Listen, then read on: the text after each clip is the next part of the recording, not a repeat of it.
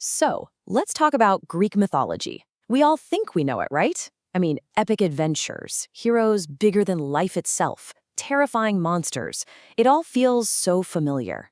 But what if I told you the most important part, the very heart of it all, is something we've almost completely forgotten? You've got Zeus, right? The king of the gods hurling those thunderbolts from way up high. Then there's Heracles, the demigod with impossible strength, famous for its 12 legendary labors. And of course, Medusa, the gorgon with that sleek hair, whose gaze could turn any hero to stone. Okay, so you know the names. We all do. But here's the real question. Do you know the religion? Because for the ancient Greeks, all those stories we love, that was just one piece of the puzzle. The reality of their religious life, well, that was something else entirely. So yeah, let's dive into this. All right, first things first, and this is absolutely crucial to get. For the Greeks, religion wasn't really about faith. It wasn't about a set of beliefs you held deep down in your heart. Nope, it was something you did.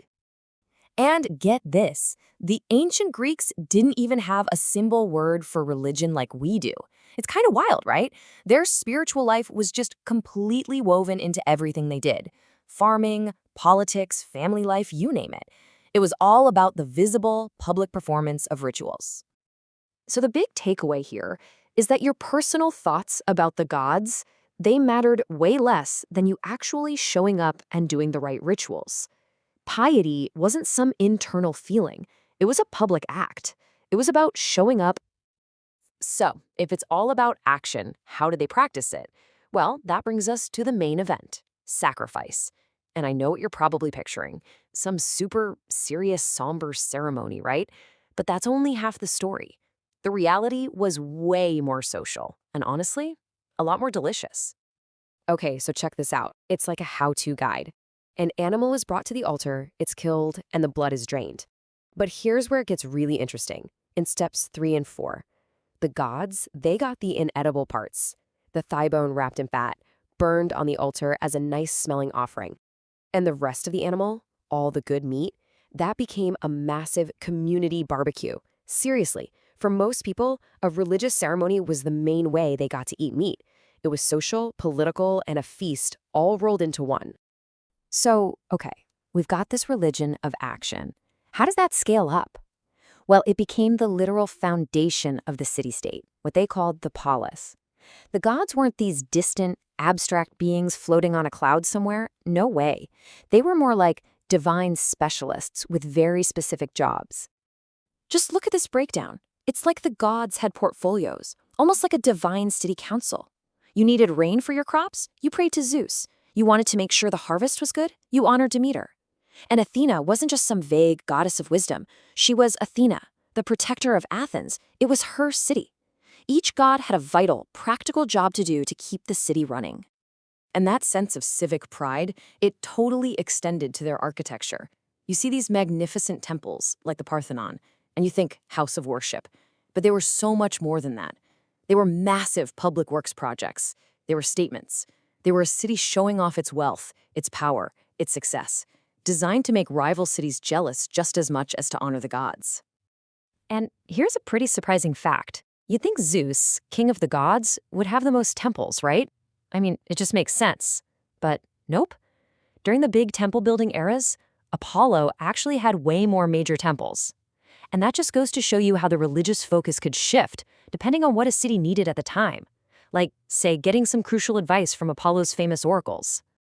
Okay, so if these rituals and this whole civic religion thing were so central to their lives, how come they're basically forgotten?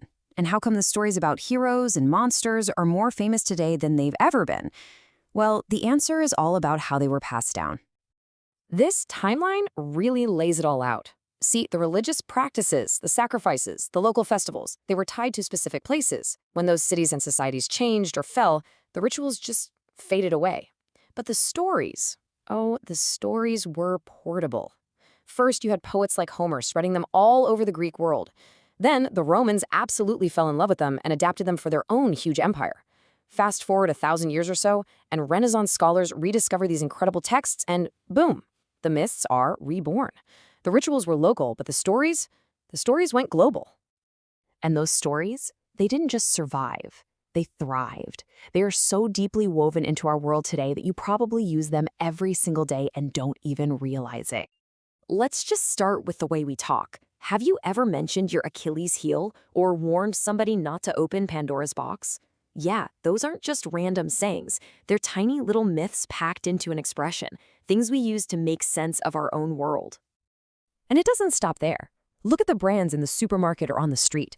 Trident gum? That's literally Poseidon's three-pronged spear.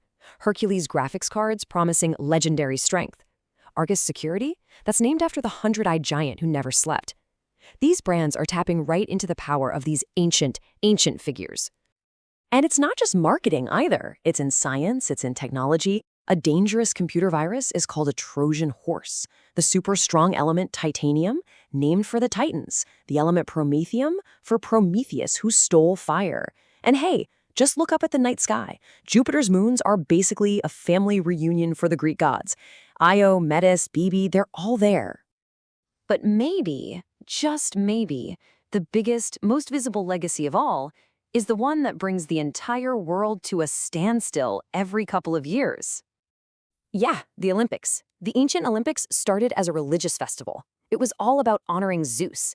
Today, the religious rituals are gone, of course, but that spirit of competition, that was inherited directly from the Greeks. And it was even revived in their home city of Athens back in 1896. It's still with us.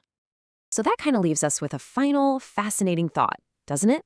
The rituals are gone, the temples are beautiful ruins, nobody is sacrificing cattle to Zeus anymore, but through their stories, through our language, and through this incredible legacy, the ancient Greeks gave their gods a completely different kind of immortality, one that doesn't live on Mount Olympus, but lives on all around us every single day.